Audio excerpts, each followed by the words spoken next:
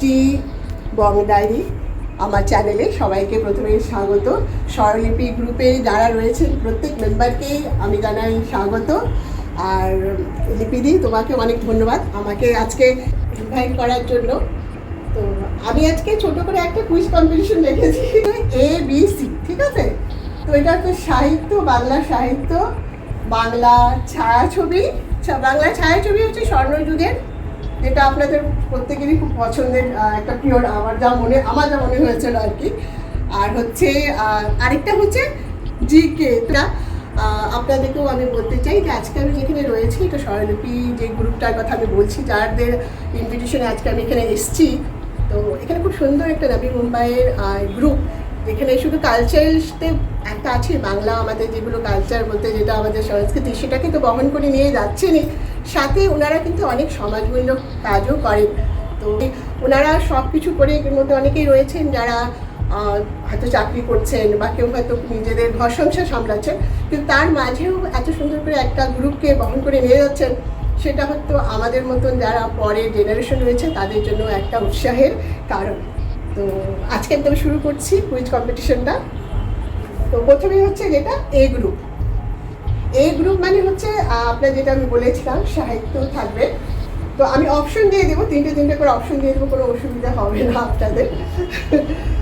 তো প্রথম যেটা প্রশ্ন, বিনোদিনী চরিত্রটি বাংলা সাহিত্যের কোন উপন্যাস থেকে নেওয়া? অপশন বলতে হবে, লিপিতে মনে হচ্ছে বলতে হবে না। চোখের গল্প। তাই ভাবছিলাম, একদম ঠিক, এটা হচ্ছে চোখের বালি। তারপর হচ্ছে 1084 মা। তো বাংলা উপন্যাসের কার লেখা? আমি বলি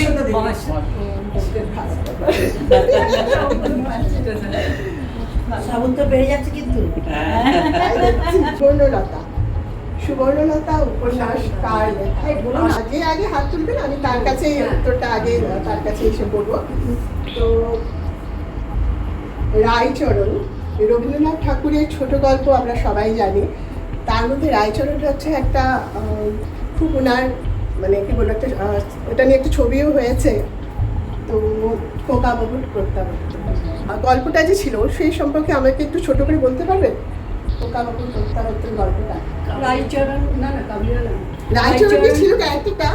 রায়চরণ একজনের বাড়িতে ছিল, তো সেই বাচ্চাটা যখন হারিয়ে গেল, যেটা উত্তম কুমার অ্যাক্টিং করেছে বাংলায়, তো বাচ্চাটাকে নিয়ে যখন ও বেড়াতে গেল, হারিয়ে গেল, তখন ও জানলো তো ওকে সবাই দোষ দিল, দিয়ে ওকে তো পাঠিয়ে দিল গ্রামে।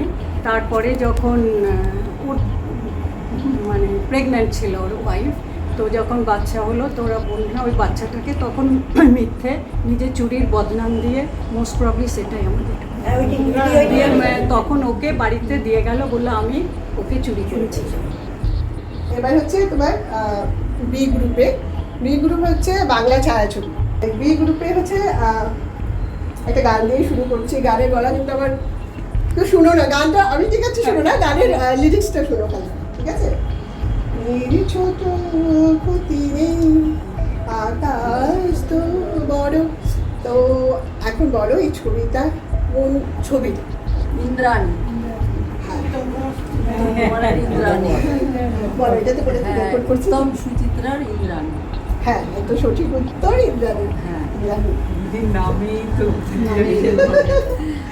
সপ্তপদী মুভি সবাই মানে তার ওই একটা ছবিটার কথা তো আর কিছু বলার নেই, সপ্তপদী ছবির কথা।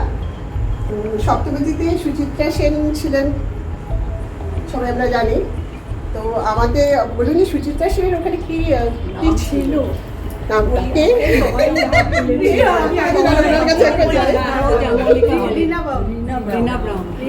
একদম সঠিক উত্তর।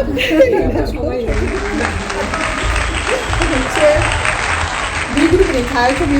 আরেকটা প্রশ্ন, বাংলা ছবি যখন শুরু হয়েছিল বা যে কোনো ছবি আমরা জানি যখন শুরু হয়েছিল সেটা কি নির্বাক ছিল, তাই তো? কোনো কথা ছিল না, শুধু ছবিটাই আমরা দেখতে পারতাম। তো প্রথম বাংলা সবার ছবি কোনটা নাম?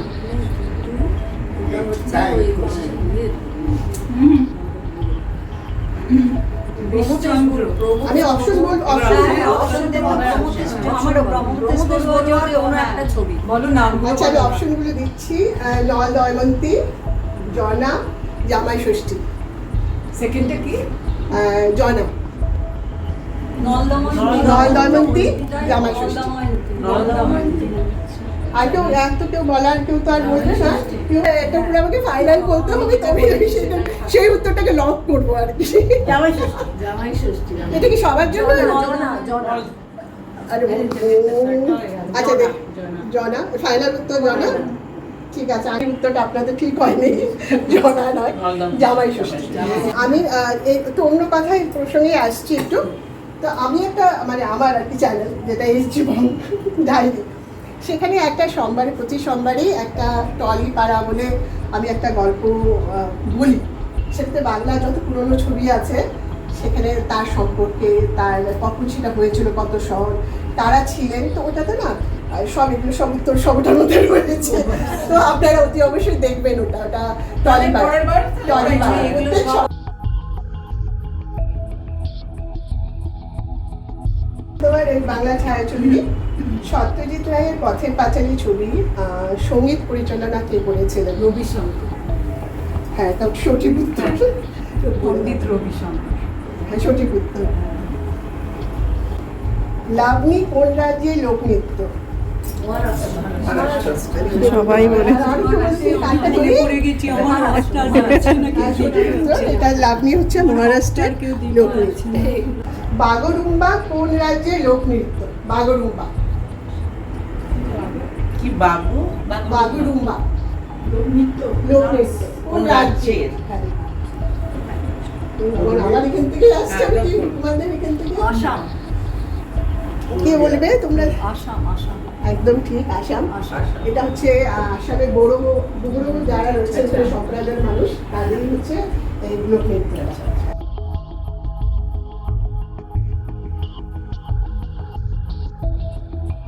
আরে দাদা, আপনি বলে দিতেন? দাদা তো আরেকটা এই কোয়েশ্চেনটা ক্যান্সেল করে কি করে দাদাকে ক্যান্সেল করে দিই? আরে এখন তো উত্তরটা হ্যাঁ কেরালা। আর কেউ কিছু বলবে? তামিলনাড়ু। হ্যাঁ সঠিক উত্তর, বাংলাদেশ। ভারতের প্রথম ট্রেন কোথা থেকে কোথায় গেছে? প্রথম ট্রেন যেটা, সেটা কোন স্টেশন থেকে কোন স্টেশন প্রথম গিয়েছে? বলবো? না না না না না না না না, আপনি নেই, কে জানে? এই হাত তুলবে তোমার? আমি একটু চেষ্টা করছি। আচ্ছা ঠিক আছে। থানে থেকে গেছে। কোথা থেকে কোথায়? তাই পুরোটা কোন স্টেশন থেকে স্টার্ট হয়েছে, কোন স্টেশনে গিয়ে শেষ হয়েছে? হ্যাঁ, থানে থেকে মাদ্রাস। আরেকটু চেষ্টা করো, আরেকটু চেষ্টা করো। থানে টু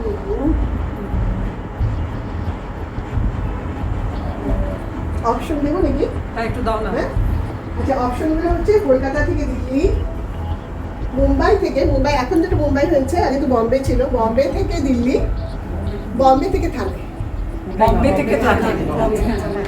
বম্বে থেকে তোমারটাই নিচ্ছি, তবে বম্বে থেকে থানে। ঠিক আছে, বম্বে থেকে থানে। কি ফার্স্ট সেকেন্ড থার্ডটা যদি দেখি হয়ে গেছে, তবে আর আমার সেকেন্ড রাউন্ডে দরকার নেই। তো আজকের এই অনুষ্ঠানে যে প্রথম হয়েছেন লিপি ব্যানার্জি, তো লিপিদি, আমাদের খুব প্রিয় লিপিদি। আর যিনি দিচ্ছেন মানে আমাদের আজকের এই ইভেন্টের যে স্পন্সর, উনিও কিন্তু লিপি মুখার্জি। তো লিপি মুখার্জি মানে যে আমাদের সাথে রয়েছেন, তার ছোটো করে একটা পরিচয় আমি দিয়ে দিচ্ছি। সে কিন্তু খুব বড় এখানকার মেকআপ আর্টিস্ট, আর পার্মানেন্ট, শুধু not only bridal makeup artist তা নয়, permanent makeup, semi permanent makeup artist. সে জানতে স্কিনের উপরে যে কোনো ট্রিটমেন্ট সবগুলোই আমি মোটামুটি করি। সেমি পার্মানেন্ট মেকআপও আছে, খুব এখন চলছে, তো সেগুলি সবই আমি ট্রেন সার্টিফাইড। এসজি বাংলারির তরফ থেকে তোমাকে অশেষ ধন্যবাদ। মৌসুমী চক্রবর্তী, যে এখানকার অনেক বড় লেখিকাও আমাদের নবীন বম্বেতে, তো উনিও রয়েছেন আমাদের সাথে আজকে, এই স্বরলিপি গ্রুপেরই একজন মেম্বার মৌসুমী চক্রবর্তী, তাকেও ধন্যবাদ। আমাদের প্রিয় মৌসুমী দি। হ্যাঁ, থার্ড প্রাইজ হচ্ছে ইন্দ্রাণী দি, ইন্দ্রাণী চক্রবর্তী, ইন্দ্রাণী দি স্বরলিপির একজন মেম্বার। তো আর যে পুরস্কার দিচ্ছেন লিপি মুখার্জি। গিফট ভাউচার সবার জন্যই, সবাই প্রত্যেকেই তোমরা ভীষণ ভালো খেলেছো, সব দিদিরাই প্রত্যেকেই খুবই ভালো খেলেছো। আর পরের প্রশ্ন আমাকে একটু শক্ত করতে হবে সবাই প্রত্যেকে। আরেকজন আছে যারা কলকাতার এনজিও রুটস অ্যান্ড শুটস, তো তাদের ফাউন্ডার রয়েছেন দুইজন, সাহিলি ও সংযুক্তা। তো তারাও আজকে আমাদের এই ইভেন্টের একটা পার্ট। তারা যদিও আসার খুব ইচ্ছে থাকলো, কিন্তু যেহেতু কলকাতা থেকে ওনাদের আসা সম্ভব হয়নি, তাই আপনাদের জন্য বারবার করে বলে দিয়েছে সবাইকে যে অনেক অনেক অভিনন্দন থাকলো। আর কলকাতায় গেলে অতি অবশ্যই রুটস অ্যান্ড শুটসে যাবেন আপনারা। তো ওনাদের এই সংস্থাটার সম্পর্কে আমি ছোটো করে একটু বলে দিই। সংস্থাটা হচ্ছে এনজিও একটা। তো ওনাদের হচ্ছে মেইন যেটা হচ্ছে, ওখানে অনেক রয়েছে যারা গ্রামের দিকে খুব মহিলারা, তারা খুব ভালো আর্ট করেন বা তাদের কিছু ক্রাফট ওয়ার্ক থাকে, কিন্তু একটা প্ল্যাটফর্ম অনেক সময় পান না, অত আর্থিক অবস্থা বা নানান কিছুর জন্য সেটা হয়ে ওঠে না। তো তারা চেষ্টা করছে সেটা ছোটো করে হলেও একটা প্ল্যাটফর্ম দেবার। সেটা একটা উদ্দেশ্য, যাতে তাদের একটা যেটা রোজগারের কিছু একটা মানে রাস্তা হয়, সেটা একটা তাদের একটা উদ্দেশ্য। আরেকটা হচ্ছে আমাদের যেটা বাংলার একটা ঐতিহ্য, যেটা আমাদের শৈলী, বাংলার শৈলী মানে আলপনাটা আজকে আমরা খুব সত্যি কথা, এটা খুবই মানে যেরকম আমাদের বড় শহরে আমরা দেখি যে আলপনাটা কিন্তু আমরা যেমন দেখতাম মায়েরাও দিতে, সেই চালের গুঁড়োটা করে বা সেরকম একটা করে, সেটা কিন্তু সব আস্তে আস্তে অনেকটা কমে যাচ্ছে। তো সেই জিনিসগুলোকেই সেই মানে যাতে আমাদের হারিয়ে যাওয়ার শৈলী যেটা আমাদের বাংলার, সেগুলো যাতে হারিয়ে না যায় আমাদের আজকের আধুনিক যুগে, সেটা হচ্ছে ওনাদের একটা ছোটো প্রচেষ্টা। তো যার জন্য এই ক্রাফট ওয়ার্ক যেগুলো হচ্ছে পুরোটাই ওটার মধ্যে আপনার ওয়ার্কটা যে হচ্ছে সেটা হচ্ছে আপনার আলপনা, সেটার উপরে ভিত্তি করে এটা হচ্ছে। আর হচ্ছে আরেকটা হচ্ছে এখন যেটা খুব আমরা জানি, খুব যেটা এনভায়রনমেন্ট আমাদের একটা হচ্ছে খুব গরম বলে আমরা সবসময় বলতে থাকি। তো সেই জিনিসটা হচ্ছে যেহেতু অনেক পলিউশন, অনেক কিছুর জন্য, প্লাস্টিক বা অনেক কিছুর জন্য, তো তার জন্য তাদের একটা এনভায়রনমেন্টাল ফ্রেন্ডলি যেটা প্রোডাক্ট থাকে, জুস বা অন্য কিছু, সেগুলোকেই হচ্ছে যতটুকু উপায় মানুষকে উৎসাহিত করা, ওইটাই হচ্ছে ওনাদের একটা। তো ওনাদের তরফ থেকেও আপনাদের জন্য কিছু গিফট পাঠিয়েছেন, ফার্স্ট সেকেন্ড থার্ড, আর বাকি যারা পার্টিসিপেন্ট রয়েছেন প্রত্যেকের জন্য। তো আমি দিচ্ছি একজন করে একজন। লিপি ব্যানার্জি, সেকেন্ড হচ্ছে আপনার মৌসুমী দি। আর একটু খুলে রাখো, খুব ভালো লাগবে, আমাদেরও ভালো লাগবে।